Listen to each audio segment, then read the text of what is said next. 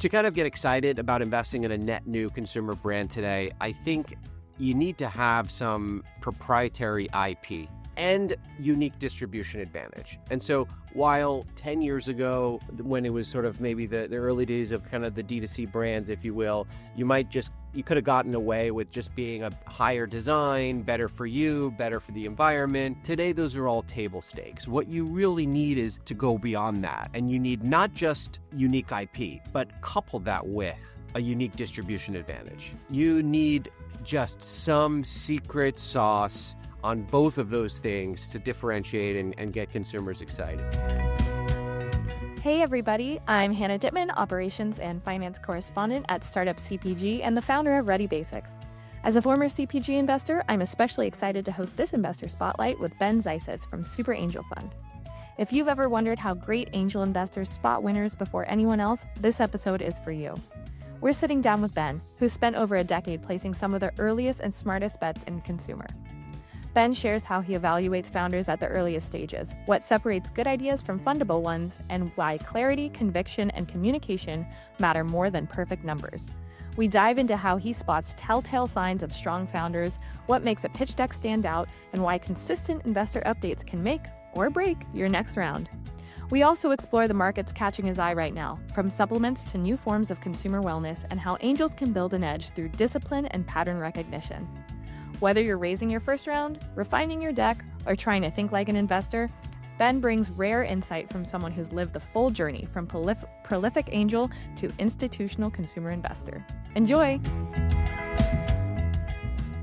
Hey everybody, welcome back to the Startup CPG podcast. This is Hannah, and today I'm here with Ben Zises, an investor from SuperAngel Fund. Ben, welcome to the show. Thanks so much for having me. Can you share your title and a brief background of your experience prior to SuperAngel and what led you to investing in the first place? I started, founder and GP of SuperAngel Fund, an early stage fund investing in consumer, prop tech, and future of work.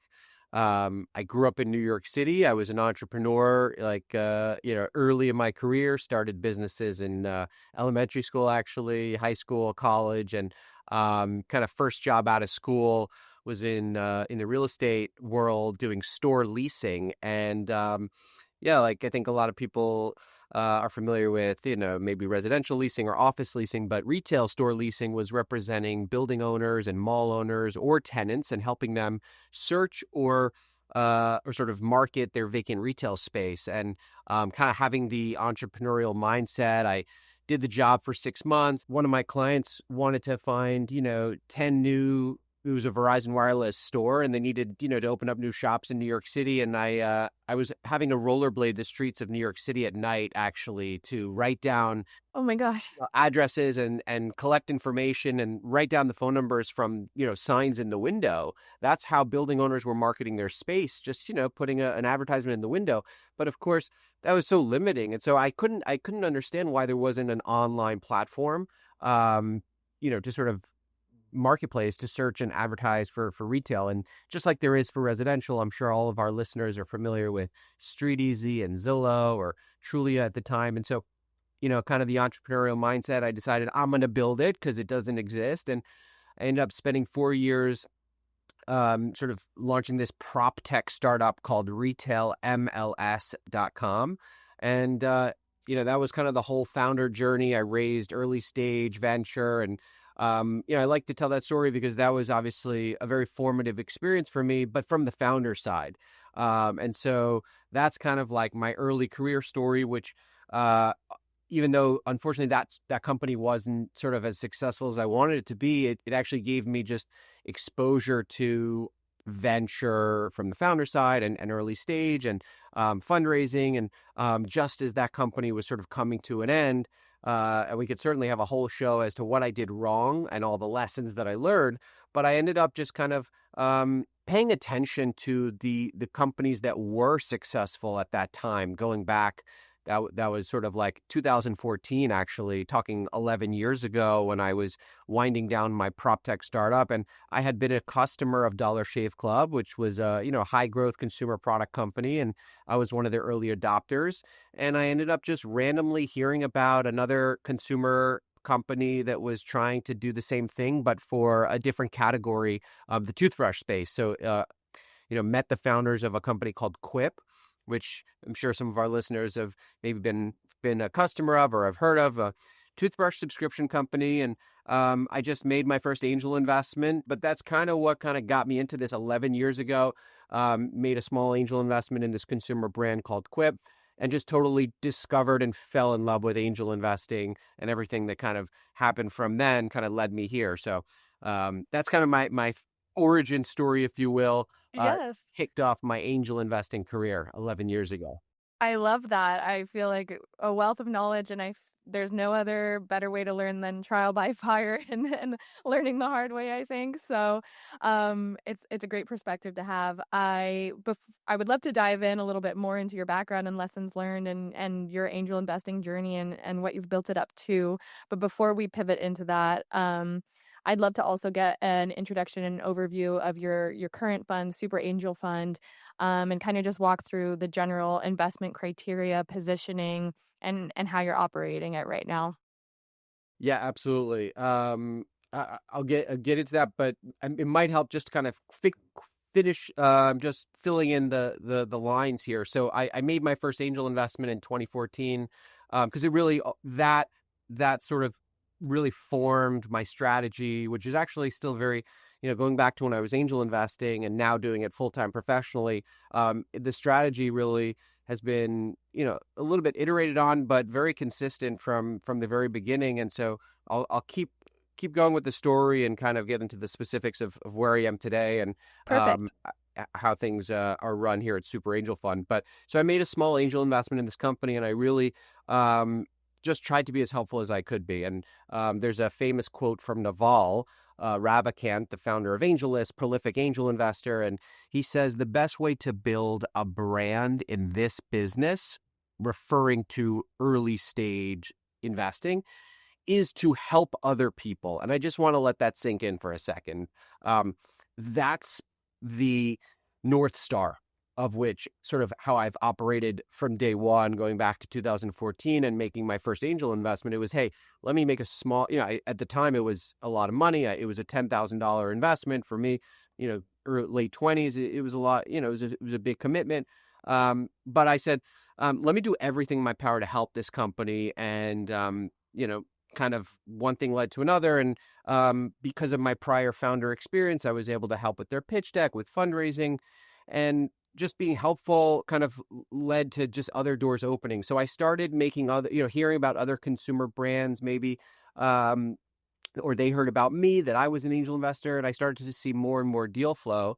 And I just started writing small checks into consumer founders and trying to be as helpful as I could be. I try to be their biggest champion, their sort of their advocate, anything I could be, really, to be helpful. Fundraising was the primary driver of how I was sort of supporting these companies, introducing them to my network, which just kept growing. And again, I had raised capital from 30 plus investors. So, kind of just opening up all the doors that I could. And I angel invested for 6 years and built a portfolio of about 30 brands. And one deal kind of leads to the next. And I just totally fell in love with it, like I said. And so, sort of almost 6 years angel investing in consumer brands and kind of living by this strategy of just helping people, word of mouth spread, and the deal flow just continued to grow. And these businesses started to become breakouts and category leaders in their sectors. And in 2020, like a lot of people, I went through kind of like a little bit of like a moment of what am I doing with the rest of my life? And it's important to note that I was angel investing kind of as a side thing. I was working full time in a traditional real estate investment role, in a perfectly successful sort of real estate company that I helped start as well. But my passion was all working with founders, spending every minute kind of before work and after work, angel investing, supporting these founders. And that really, I was sort of running 2 full-time jobs, and I decided that, A, if you want to be the best in the world at something, you need to be doing it full time. And B, it was really just, I felt like I really had a pretty good eye for which brands maybe could resonate. And I decided that I wanted to do what I loved full time professionally. Because, of course, angel investing is only money out the door, but running a fund, you sort of, earn some management fees as you go. And I decided in late 2020 that I was going to do this full time. And that's when I launched Super Angel Fund One. Kind of love the name. It really speaks to going back to where I started as far as, my strategy or what differentiates me is I'm very much an angel, and I run a fund, but I operate very differently than a traditional sort of institutional sort of venture fund, if you will. And I'll speak more to that now, which is, most investors of early stage brands and companies for that matter consist of either sort of a part-time angel or a traditional sort of venture fund. And I think what separates me and Super Angel sort of very distinctly from the pack is that I'm really a hybrid where I invest as an angel, but with the capacity of a fund. And the ability to kind of leverage not just my own money, which of course I invest in the fund as well, but really the LPs that invest with me. And so in 2021, I launched Fund One. I went out and raised over $10 million from 100 plus investors, and I continued investing in lots of great brands, but also I started expanding more into these commerce tech companies as well that sell into the brands. Because as you would sort of imagine, I had really unique insights from the brands as to which tools they were using to manage different functions of their business. And thankfully, I sort of expanded. I didn't never stopped investing in brands like a lot of people, I will say, like a lot of consumer investors. They sort of ditched CPG for a while. Oh Now we're yeah, CPG became the four very ugly four letter duckling. word, right? Yeah, four-letter word. Like couldn't talk about it. Like no one wants to. I never once stopped because I mean I just think there's so many people that are sheep. They just follow the herd. Their LPs tell them they can't do it, and so they don't do it. Whereas for me, I don't have one sort of anchor or lead LP that's giving me strict requirements and constraints. And again, going back to the differentiator is large funds have very strict requirements as to ownership targets. They take a long time to make decisions. Angels, on the flip side, have a lot more flexibility and can move quicker. And I do that, full time. And so versus the hobbyist who's not able to track these companies, I'm able to support them and track them in a really unique way and offer that speed and agility when it comes to funding their business. That's awesome. That's really great perspective and touching on a lot of different topics there. As far as check size go, I know you're talking about like your dynamic and kind of your IC process being very nimble and efficient, being in your space, angel operating essentially from a larger fund base. Are your check sizes angel check sizes, or do you write more similarly sized to institutional checks? Yeah, so historically, my average check has been, especially since Fund One in 2021, and I launched Fund Two earlier this year. It's been a 50K first check size, which I think is much more, in line with like an angel check. And I do that at scale.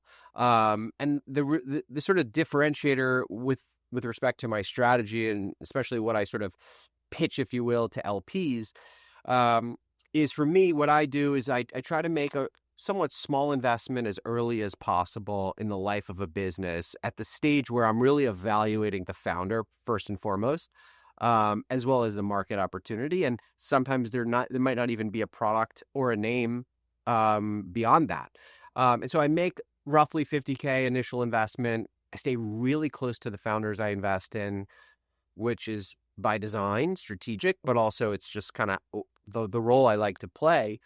And what it does is it unlocks a sort of relationship and information as to what's going on in the company. And if I start to see the business perform and I start to get more data points that give me more comfort, what I do is I then double down, triple down, even quadruple down or more. And between the pre-seed and Series A stage, I like to build what I call like build a position in the company, almost like a public market investor buying shares in a stock, which of course you can do, on your brokerage app. You could buy shares in a public company stock Monday through Friday, 9 to 4 when the market's open.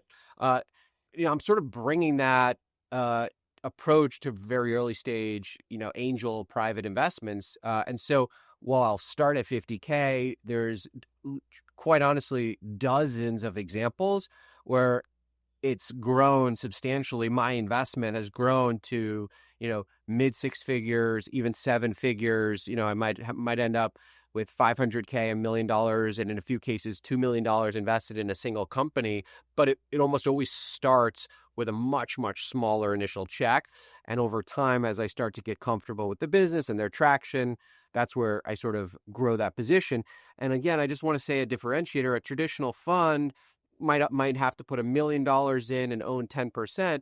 But when a startup's only raising 500K, there's just simply no opportunity for that fund to participate, right? So I sneak in the door early with my first check, unlock that information, that seat at the table, get access to the signals, and then kind of double down when it makes sense. So that's the strategy.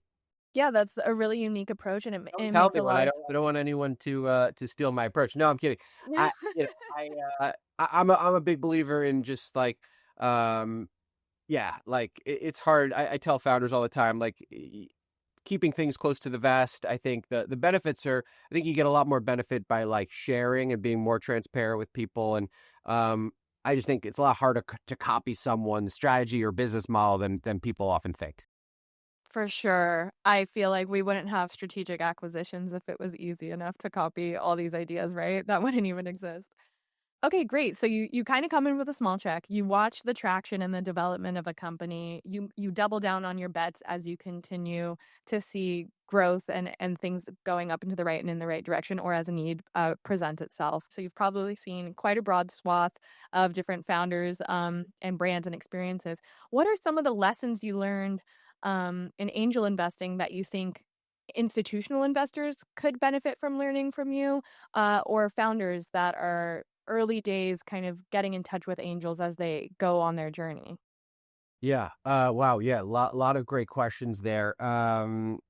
So yeah, for sure. Let's say my strategy, is definitely a little bit of a volume game relative to other funds where maybe they only make 30 investments, and I had, 100 companies in fund one. I'll have 100 companies in fund two. And interestingly, I just published my quarterly newsletter and quoted the head of research and data at Carta and another sort of research firm where there was just ample data based on like simulation of 20,000 plus venture fund outcomes that showed that funds that actually make more investments have a higher likelihood of success. And that the truth is, people should actually be making a lot more investments than they do on average. And it just validated my strategy. So I was happy to kind of share that with my network in the last newsletter. But as far as sort of advice for both LPs or institutional funds and founders, I'll start with some advice for founders that I give, regularly as to how they can be successful fundraising. I think a few things. One is the number of companies that try to raise money versus the number of companies that successfully raise money. I mean, it's the ratio is maybe 1 to 100 as far as who's successful, right? You really need to be in the top 1% to successfully raise kind of venture capital or, angel funding, friends and family funding. I mean, the amount of people who have an idea versus the percentage that actually go out and do it and execute it is very small. And the percentage that is able to raise capital from, not their rich uncle is even smaller. And so my point is you need to be in the top 1% at least. And I say top 0.01%. And so just sort of backing into it, what that means, in my opinion, is that every single touch point you have with potential investors needs to be that kind of quality. And so let's start with the most basic sort of piece of material. I call it the common application when you're applying to college. Pretty much every company has a pitch deck, right? There's obviously examples of founders who have moved to maybe a written memo, but for the most part, I would say the majority of early stage companies need to have, should have, do have a pitch deck. Well, okay, that's a little bit of a window into the founder, how they think, how they write, how they present information, how they communicate. And while there's no silver bullet to have a successful fundraise, you better show up with a top 0.01% pitch deck. Okay. And of course, that's subjective. I might think a deck look is a great one, and you might think, we might disagree on what's a great pitch deck. However, there are some basics when it comes to a pitch deck that I think we would all agree on. And I think like an extremely well organized, well written, well articulated. And I'm going to give you the number one word I use to describe a great pitch deck, because a lot of people think I mean that they should go hire a designer and pay $10,000. And the truth is that's not the case at all, because it shouldn't cost you anything to have a great pitch deck. What I'm looking for comes down to one word, which is conciseness. I want to understand what you do as quickly and as succinctly as possible. And I need you to be able to articulate it in a way that's digestible. You send me a block of text, you show me a pitch deck with all this garbage on the page. You're simply not going to be able to cut through the clutter and capture both, investor attention, employee attention, customer attention.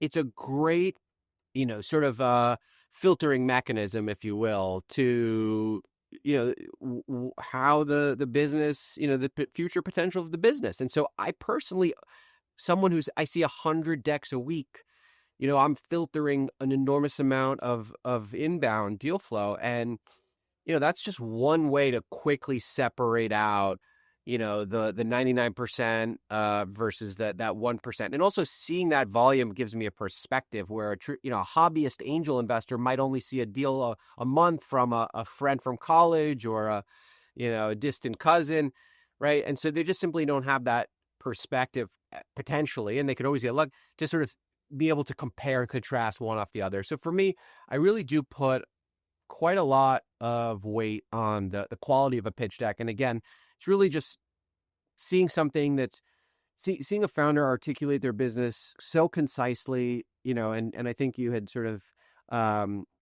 before we got on the phone, we talked about some, interesting questions, which is like advice on what should be in the pitch deck. It's not that hard, right? Obviously, you want to understand, especially for a company that doesn't have maybe a product or financial performance to show, you really want to understand the founders, the team, their background, the market size, the market opportunity, what the product will be, and what their go-to-market and distribution strategy will be. It's not rocket science. I think, people generally have a good understanding of what should go in the pitch deck. It's really just removing as much fluff and words. And I understand you want to tell me everything there is to know about how, this concept came about and why you're so special. But it's actually much harder to write a shorter pitch deck, of course, than a longer one. And so that's one element that I really look for. But the other best strategy I recommend to founders fundraising is to actually put every person they've ever met in their life on an email list and start sending investor updates well before, you launch. But if you're fundraising, what you want to do is show this consistent pattern of kind of doing what you say you're going to do and your commitment to the business, right? Because going back to my earlier point, very few people who actually conceive of an idea actually go out and execute it. And so if you're able to show me 3 months, 6 months, 12 months of consistent sort of updates and performance and just doing what you say you're going to do, you'll immediately stand out from the crowd. And fundraising for early stage consumer brands often is a numbers game in some way, which is you want to get your business in front of as many people with capacity to invest as possible. And so, again, going back to like not keeping things close to the vest, my approach is actually not only share with everyone but I would ask them to share it with everyone they know too. And kind of, put it out there to the world, collect feedback, and that'll help inform the actual product itself. And so bring people along for the journey. And I do think that is a really strong tactic for fundraising for early stage companies. That's great advice. And yeah, I feel like it can be scary as a founder, you especially if you don't have capital yet, because you feel like so much of your plans or ideas, and without the money, someone else could just take the idea, or your competitor might have the idea and you can't move quick without the money. Or, I think there's a lot of anxiety wrapped up when you've put all your eggs in one basket, and you've committed your life and your career essentially to something. So I think it's a nice push to remind people that it takes a village. It takes a village to get the money in. It takes a village to get the product out there and off the shelves as well. So great pieces of advice. If, staying on this thread of founder perspective, If you were to go be an entrepreneur again, having all the hindsight and the learnings that you do now, what are some things that would be really top of mind for you that you might be doing differently or would be very keen to get right in the first phase of your journey? So I would say a few things. One is, the sort of pretty much every market, the world's never been a noisier or more competitive place than it is today. And I would say every day that goes by, it just gets more and more of those things. So the bar just is higher and higher when it comes to, and we'll sort of, obviously this is startup CPG. So even though I do invest in some other areas, consumer is the largest focus for me. So we'll sort of keep it tailored to that audience, but especially for a consumer brand starting today, um, some advice I have and sort of things I've seen go wrong that you can kind of maybe get ahead of, um, is to kind of get excited about investing in a net new consumer brand today. I think you need to have some proprietary IP and unique distribution advantage. And so while 10 years ago, when it was sort of maybe the early days of kind of the D2C brands, if you will, you could have gotten away with just being a higher design, better for you, better for the environment. Today, those are all table stakes. What you really need is to go beyond that. And you need not just unique IP, but couple that with a unique distribution advantage. You need just some secret sauce on both of those things to differentiate and get consumers excited. And so you can't just have an influencer strategy. You can't just say you're going to be on Facebook and Google or TikTok or Snapchat. Like you need just and a great blog post written by one of my friends, co-investors, Brian Sugar, recently was all about how almost start with distribution first, and how the product is secondary. And there was a lot I agreed with that approach, which is arguably it's a lot harder to kind of come up with some untapped distribution advantage than an actual product. And so I think actually both are extremely hard, and you do need both. But yeah, I would really just think long and hard. And yeah, with consumer products, you really don't get too many chances to make, to get it right. Some other companies will say like, oh, no one saw your first launch. Pretend you're launching again 6 months later. Just, like people forget. With consumer brands, I think it's kind of worth it to maybe spend a year, 2 years, potentially even more to kind of create some defensibility around the product, the IP. Everything needs to be exceptional out of the gate. And, a roadmap, you need to be set up for the long term upfront. So those are some sort of things and pieces of advice is really think through distribution. And it doesn't just mean just getting a paid celebrity as an advisor, because that's just might get you a short-term hit. And I mean, the amount of, the graveyard of celebrity backed brands, growing every day. There's always the wave. It's like D2C is the hot thing. Celebrity brands are the hot thing. Influencer collabs are the hot. It's like it's always something. Yeah, I never got really, everyone knows, someone with 1 million followers on Instagram today. Like that's just nowhere near enough. Yeah, if that celebrity is sort of built in from the beginning, really part of the founding story, and they're putting their own money and they're a true co-founder, that's one thing. But oftentimes they come in later and kind of, maybe get bored after a few posts and even Mr. Beast, I think he tweeted one time how he was just blown away how hard CPG is and how the nuances around retail merchandising and all the different areas of just kind of the things you need to know are take time, and it can't be outsourced and figured out in and just reading a few books or scrolling Instagram. Like there's experts who've been working in the industry for a long time, and they still have new things to learn. So you just operational excellence is really crucial for any brand today. The other thing, just to kind of a little advice, and what I've seen go wrong for brands who are commercially successful but maybe not financially successful, and that's a big thing to focus on, which is the goal unless you're kind of doing this for fun and not looking to kind of make a return on your time or your money. The goal is to have a profitable, a good investment at the end of the day. I mean, it's as hard as ever to start a business, and you want to, the way we get rewarded is financially oftentimes. Obviously, there's fulfillment and all this incredible about getting your brand seen and used and enjoyed by so many people, but you really want a financial success in addition to the commercial success. And I think there's a lot of brands out there, CPG companies, that I'm convinced will have commercial success. The product they'll create will be better tasting, better to use, more enjoyable, better for the world. But the question then becomes, can it be done in a way that makes it a successful investment and a viable business? And that comes down to capital efficiency, financial discipline, cash flow management. And so what I like to see is on the founding team, someone with like who is extremely financially sophisticated.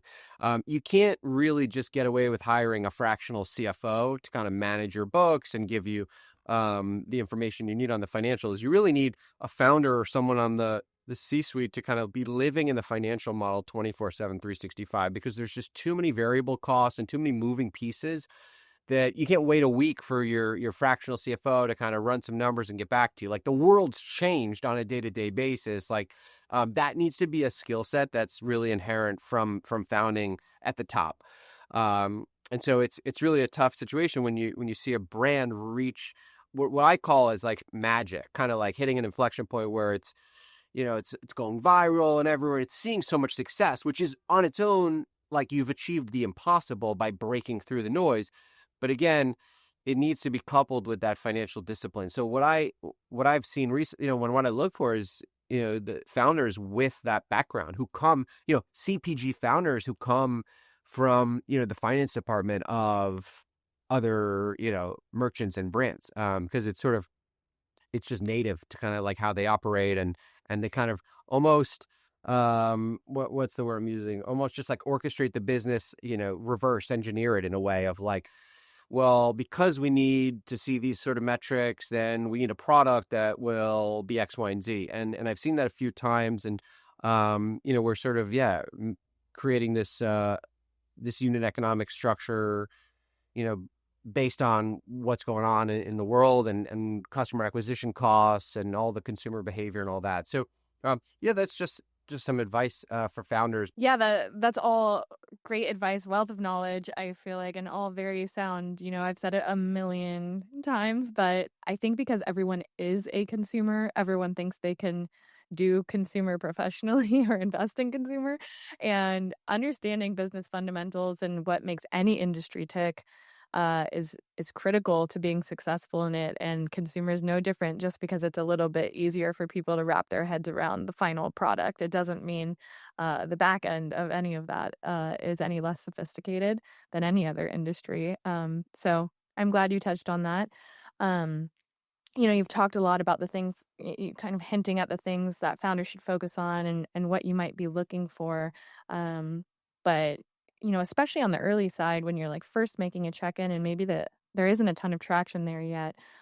And obviously we've mentioned the pitch deck, and we'll get back into that at the end of this conversation. But what are you really looking for in a diligence process? Like what are kind of the unlocks if you look back at investments you've already made? What were the kind of diligence unlocks for you that you felt like got you so excited that you were like, I definitely have to be into this?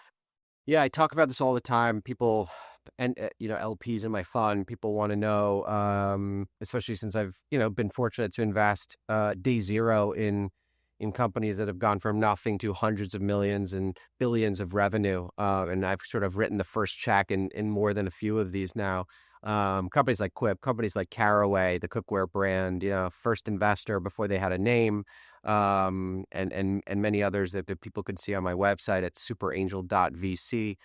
But as to my selection criteria, there's a few things, and I can dig in more details, but high level, I'd say I'm going to give you 3 bullets here. I like to say kind of one, unwavering. I look for a founder who's got unwavering ambition to build what I say is like a multi-billion-dollar company. And of course, if they, only get to a few hundred million, I'm not going to be upset about that. But I think the key there is just really someone who has enormous ambition, relentless, willing to sacrifice all the things that you need to in order to kind of be successful, which is a lot. I mean, it's really not for everyone. Like one of my founders, just to give an anecdote, her company is her baby. I was on the phone with this founder within an hour before she gave birth to her first baby, and it was just I I, I was just we were on the phone strategizing, and I was helping her with a, a fundraise that she was working on, and we were just talking through dynamics, and but I just remember thinking at the time, like, what this is the reason I invested in you is because the level of commitment you have to this business, that even in a moment like that, such a life milestone moment, like you're literally prioritizing your company. And of course, it's not an expectation at that moment for her to be on the phone with me, but it's just like it just gave me, reinforced kind of like that what I just said, which is like that the sacrifice and that unwavering ambition and obsession. And so that's sort of the first bullet when it comes to like a founder, what I'm looking for. And I ask a lot of personal questions in the diligence period to kind of try to understand the root of that, where it comes from, and making sure that it's authentic. And so the next thing is sort of like a relentless pursuit of perfection and product obsessed. So what I've had to see from great consumer founders is, and I know, perfect is the enemy of good and all that. But going consumer brand, like you kind of need to be a 10x better solution to get consumers to pay attention. And so kind of being obsessed with the product and never being happy with, like, I mean, I got one of my founders, he texted me a photo of a retail packaging of the product. And I mean, he was just collecting feedback from me and asking me if like the most tiniest minuscule kind of shape of this packaging he was just questioning and obsessing over. And I love that, just seeing this founder's kind of attention to detail in a way that's just unparalleled. And so that was one example of like being able to sort of appreciate someone's product obsessiveness. And then this third bullet is what I say is like the ability. I'm really looking for a founder, because you can't know everything, especially when you get started, but someone who has the ability to learn new things quickly and absorb information fast. The example I give there is, I remember talking to one of my founders, who was about to hire their first employee, and they needed to understand how to compensate them properly with stock options. And for anyone out there who's experienced anything with employee stock options, it happens to be extremely complicated. I wish there was a better way, but like there's so many tax implications and market standards and different ways that you can kind of give shares to early employees. And this founder had never kind of gone through this before, and I think we were on the phone with I was on the phone with the founder on a Friday, and by he didn't know anything about how this worked, but by Monday, he had read everything and was smarter than like a lawyer who's been studying this and working with companies for a long time, and just sort of watching this person in 2 days over the weekend kind of become an expert so deep on something so nuanced. Like that's an example of being able to evaluate someone's ability to learn new things fast, right? And so for me, it's the diligence process is so founder heavy, and so those are some of the things I look for. The other secret sauce. So when it comes to due diligence, there's for me there's lots of data points I'm sort of collecting and trying to get as smart as I can as quickly as possible on the companies that I look at. So I'm doing reference calls. That's a big thing. And if there is a product, I'm ordering it, I'm tasting it. I'm talking to customers, I'm following them social media, I'm doing competitor research. I'm making sure the numbers, their corporate documents are straight. But one more piece of diligence that I do often that most people I think miss, or just for whatever reason don't put enough weight on, is if a company has taken money before I've met them and been around for maybe, even 6 months or a year, what I like to say is, I like to ask them if they've been sending out investor updates to their existing investors. And if they have, I ask them to send that to me. And that to me is maybe gold. That's gold. That's maybe if I could only have one piece of diligence, that's what I would ask for, which is their prior investor updates. Because to me, that is going to be the single sort of common attribute of successful companies is ones that have sent consistent written, call it quarterly, monthly, roughly. I always recommend quarterly, but consistent quarterly updates. Um, I don't know exactly why, but I do think it's just representative of like respecting your investors, your ability to communicate, discipline, your level of commitment. And so, yeah, it's a big thing for me that I expect from the founders that I invest in and like to see as part of my due diligence process. And going back to an earlier piece of advice I gave, which is even if you don't even have investors, you should start writing investor updates to people who will be potential investors. And it's a great habit to get into, and it becomes your best marketing materials for whenever you need money again. Because the worst thing, which every investor has experienced, is not hearing from a founder for a year or more, and then getting an email saying, "Hey, we'd love to catch up. We're actually raising another round." And it's like, what? Like, you're only coming to me when you need more money? Like, you're not, telling me what's going on in between that. And so, that's terrible hygiene to do that as a founder. Um, and I think it doesn't serve them well at the end of the day. Kind of just giving updates or going to investors when you're fundraising. I think you really need to be doing that consistently, and you'll end up being in a much better position to raise money in the future if you've been updating people along the way.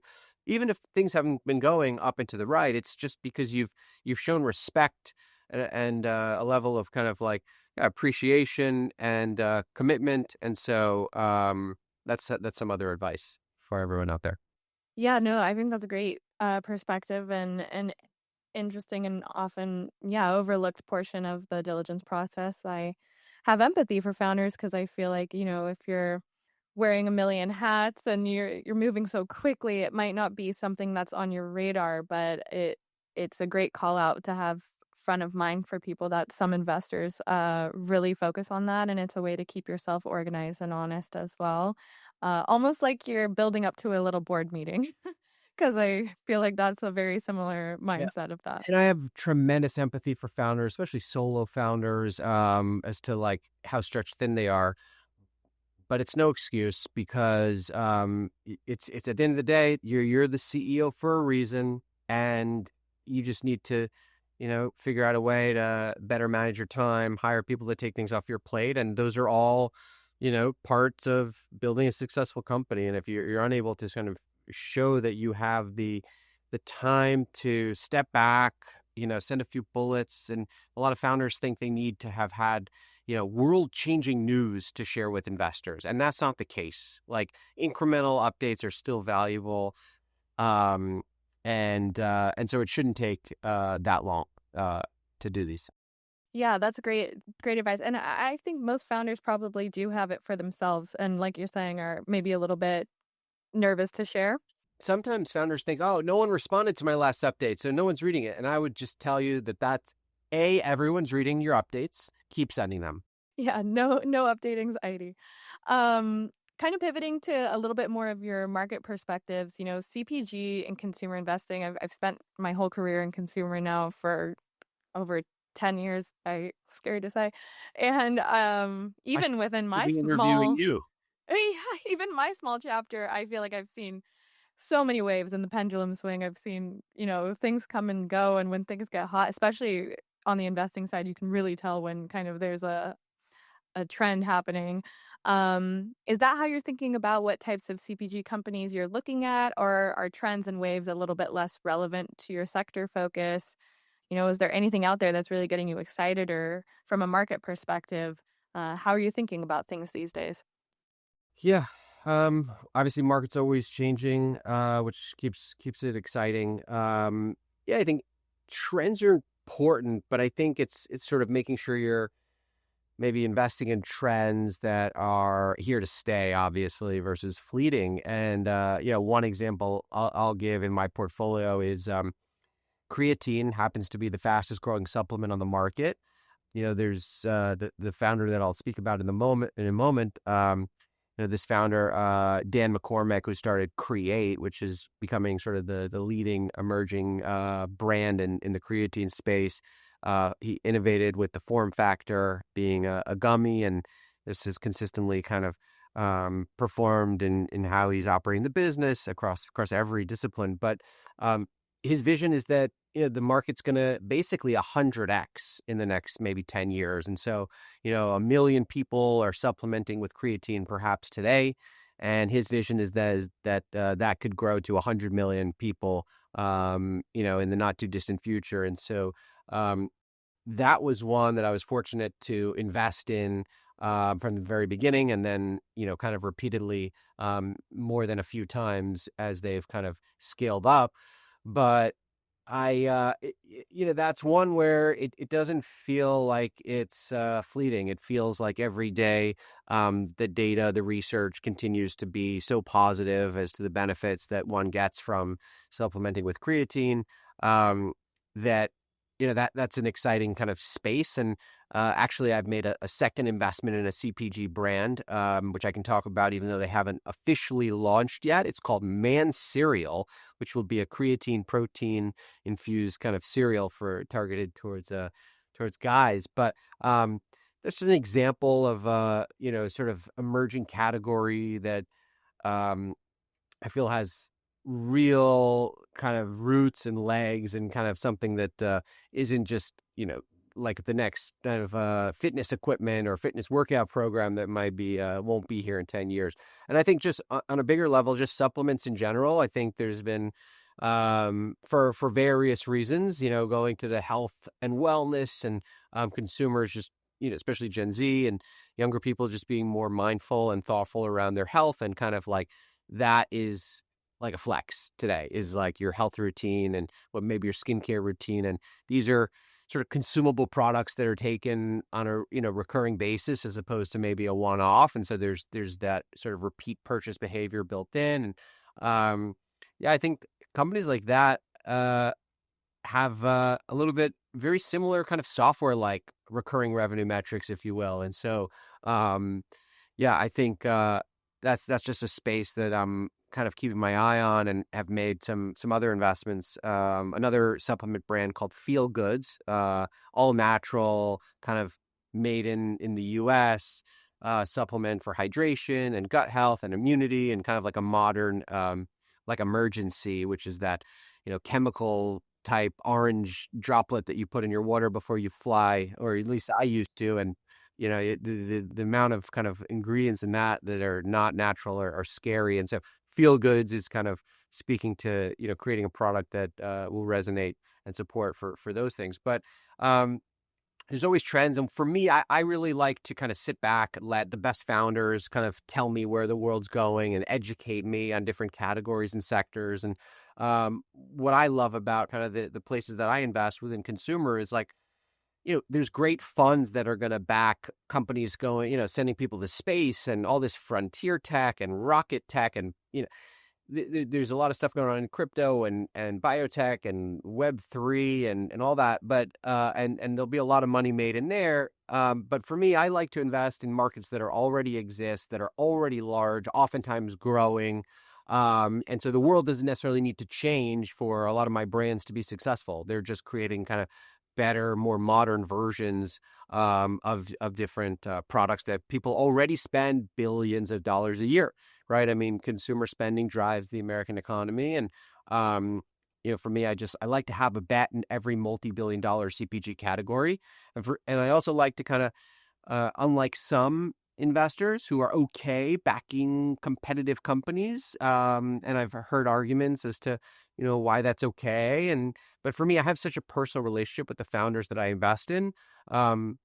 It's different, going back to like me being an angel and not like a traditional venture fund. It's really about like my relationships with these founders is like first and foremost. And again, going back to the North Star, I wouldn't feel comfortable being a champion for companies that are, doing the exact same thing, going after the same market. I like to kind of back, one company in a space and then continue backing them over time, as opposed to just continue to make more bets in the space. So, we'll see how that plays out, but it makes me, that's just where I'm comfortable. And I think founders really appreciate that approach as well.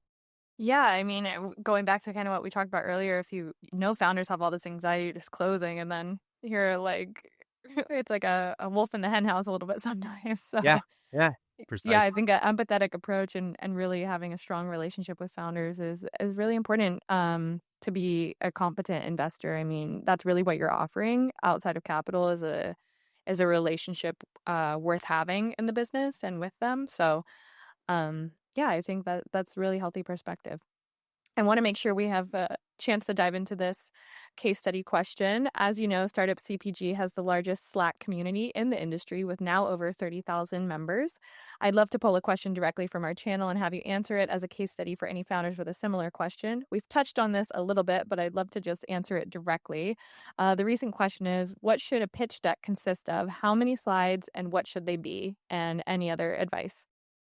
Yeah, I've been giving this response for 10 years. And even what's amazing is I even took this advice myself for my startup, which is, there's lots of different resources for, how to write a great pitch deck. The one that I recommend and have for 10 plus years is you Google Sequoia Business Plan.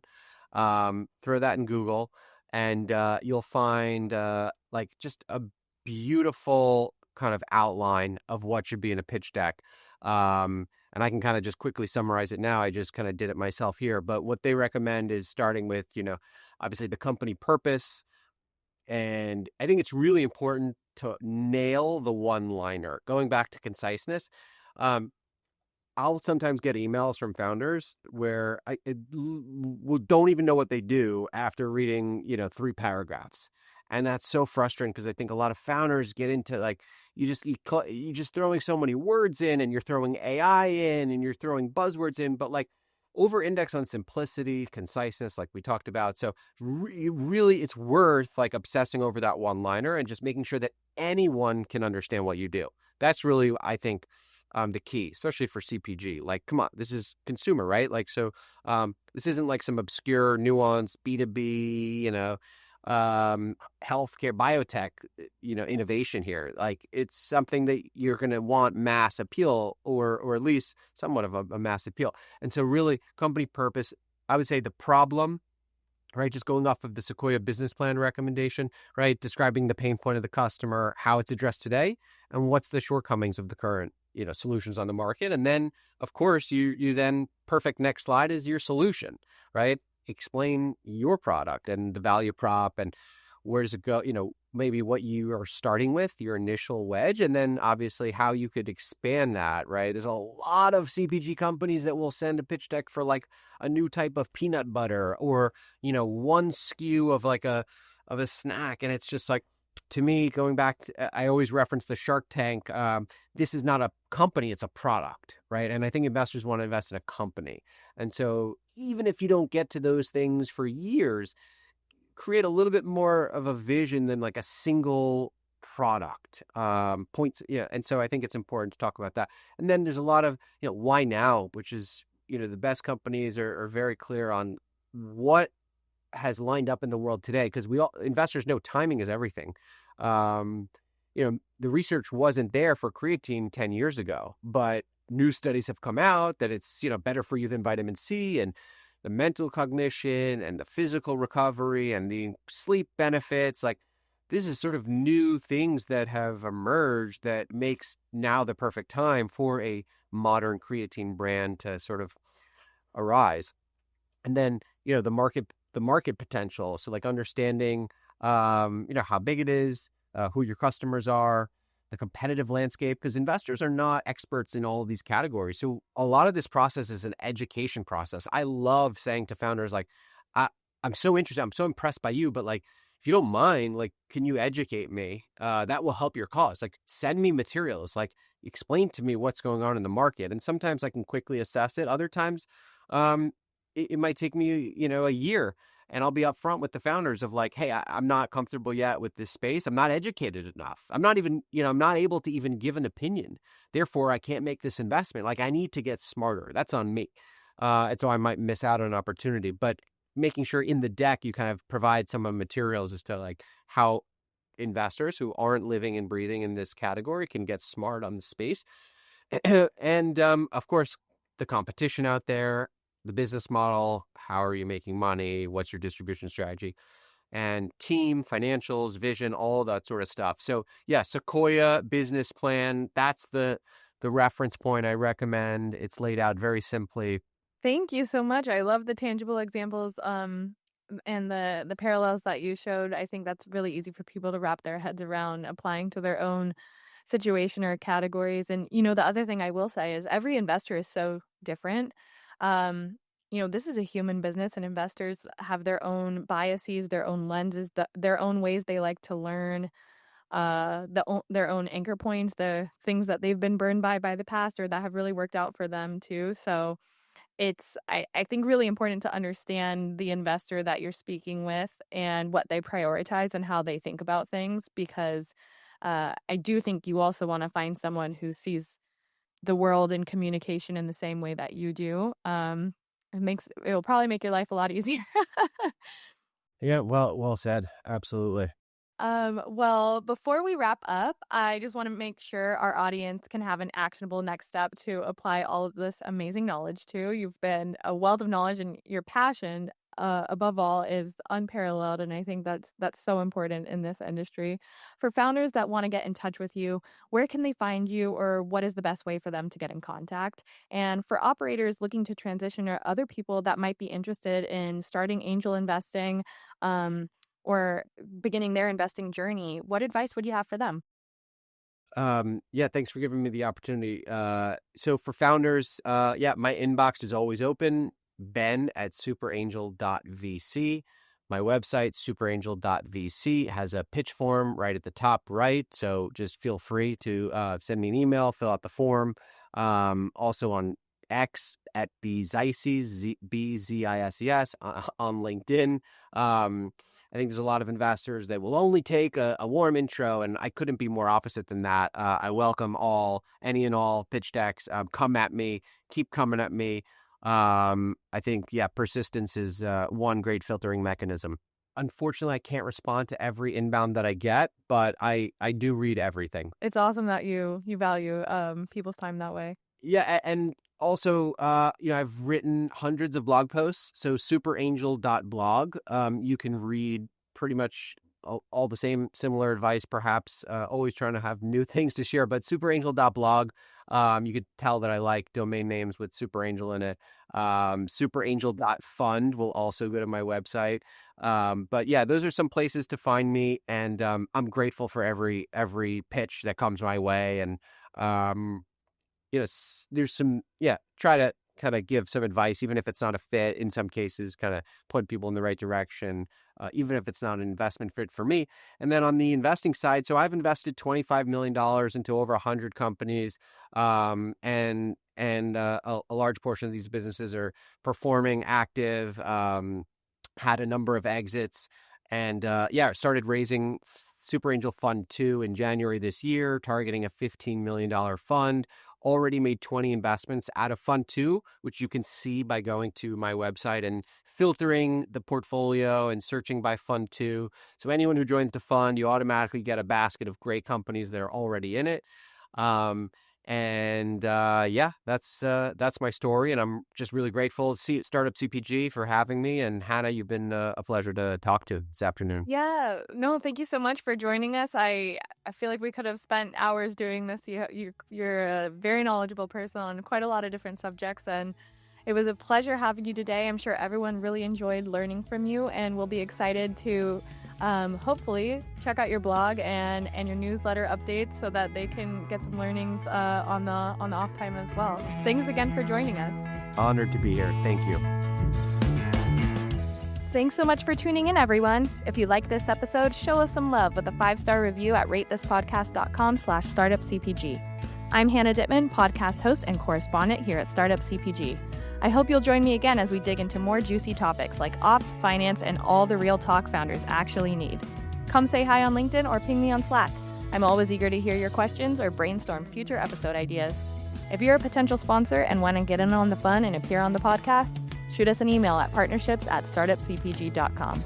And last but not least, if you haven't already, don't miss out on our free Slack community for emerging brands and CPG lovers alike. Join us at startupcpg.com. We'd love to have you. See you next time.